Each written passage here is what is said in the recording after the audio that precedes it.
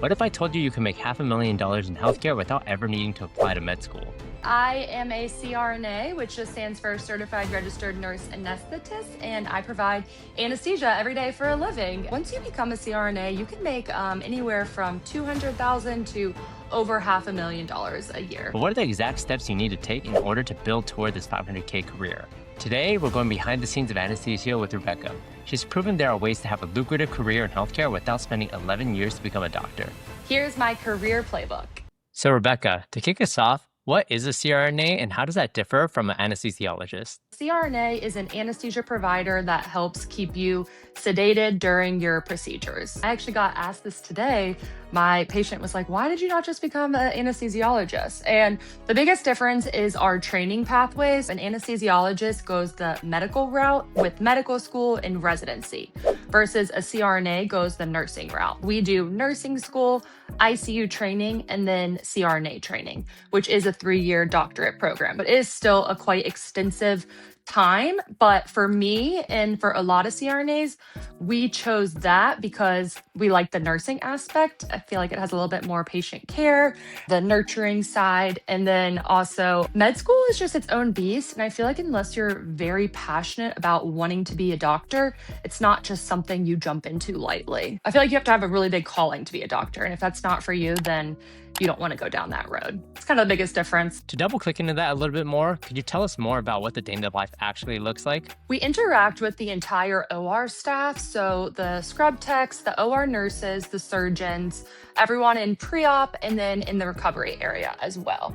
We kind of go through all 3 phases of your surgical experience, and that is when we are in the hospital setting. But the cool thing about anesthesia, you could do this as an anesthesiologist, but also as a CRNA, is we can work everywhere. You can work at a GI center just doing colonoscopies and endoscopies. You could work at a pain center. My day-to-day at a GI center looks very different than my day at the hospital where I'm doing traumas and seeing the patients come in literally from the side of the road. If you want to become a CRNA, then my biggest advice to you is first to shadow a CRNA just to make sure it is what you would like. We do see gory stuff. So if you're not good with blood, it's probably not the profession for you. So salary is naturally something that's super important to students. Can you tell us how much you can expect to make starting off as a CRNA? It's not going to be right out of nursing school because remember, you have to work as an ICU nurse first. You're just going to be making your ICU salary at that time, which is usually around like 80 to 100 grand. Once you are a CRNA in the Southeast, where I am, is about 200,000, I would say, if you want to be a W-2 employee, if you're working for the hospital system. There is also a completely separate route where you could be a 1099 employee, and that just means you own your own LLC and you are billing on your own.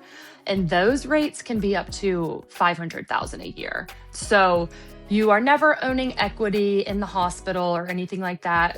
What I love about being a CRNA is that it's very much you don't take it home. You go in, you do your 10-hour shift, and you go home, and you get paid for it. And you don't have to worry about kind of all of the other stuff that goes on. That's awesome to hear, and I feel like there really aren't that many careers where you could expect to make $500K a year. The downsides of 1099 are you are potentially traveling for your assignment. I recently did an assignment in Madison, Wisconsin. I flew out every week. You do not have benefits. I don't have health insurance. I don't have anybody contributing to my 401k. And then also it's not as stable. So they could cut me essentially. I think I have a 30-day notice in my contract, but they could cut me and then I wouldn't have a job. On the flip side, though, are there any downsides to being a 1099 employee? 1099 is more risky, and that is why the payout is higher because no reward without risk, right? A lot of people, if you have a family, if you don't want to be moving everywhere, they just like the stability of a W-2 job. You go in,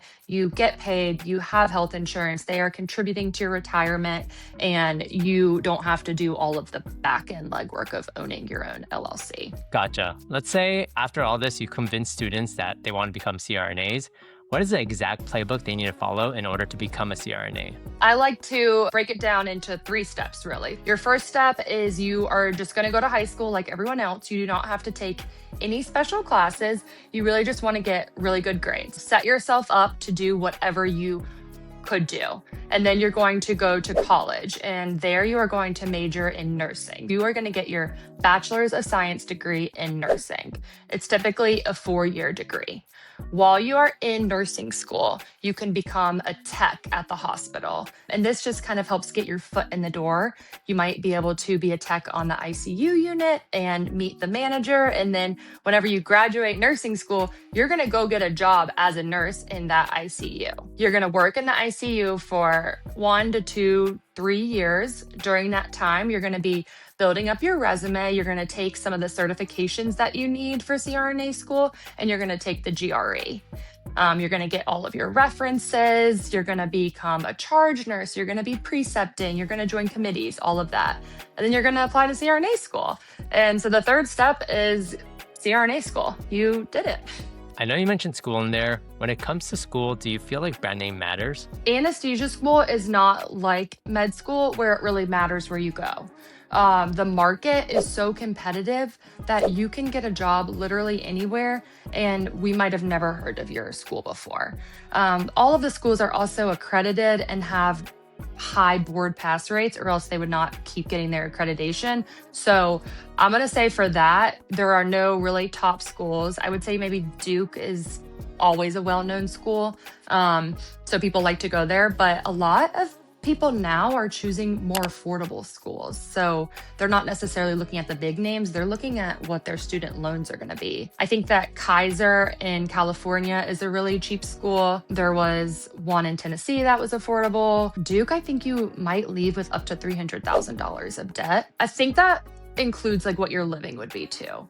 And then the other ones are the tuition is only $60,000 for all 3 years, almost like 4 times the amount, which is crazy. I think in finance or other things, it really matters your pedigree, and you will go get a better job that will pay more, and then you can pay off your loans. But for us, it's like you can pay off your loans no matter where you went to school, essentially. Switching gears a little bit, how do you think AI is going to impact the stability of the CRNA industry? I think that AI will become a part of the field. I think it will be used to help us. It could trend vital signs. It could maybe tell you that your next patient's blood pressure might be low before you do.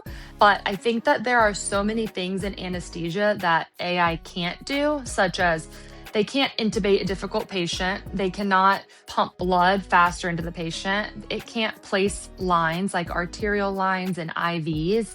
And it can't sit in pre-op and hold a patient's hand when they're shaking because they're nervous about to go into surgery. While AI will, I think, become a part of anesthesia, and I think that we should all be open to it and be willing to adapt and utilize it, I don't think that it will replace anesthetists. Gotcha. Well, we're coming up on time here. So to close us off, do you have any general advice for students that are somewhat undecided with what they want to pursue? I would say choose something you love and you'll never work a day in your life. As I get older, I realize how true that is. Every day I go into work, I have entertainment because I get to listen to everybody around me. I get the adrenaline whenever things are kind of going a little awry. I get a lot of interaction with patients and getting to talk and use that side of my brain.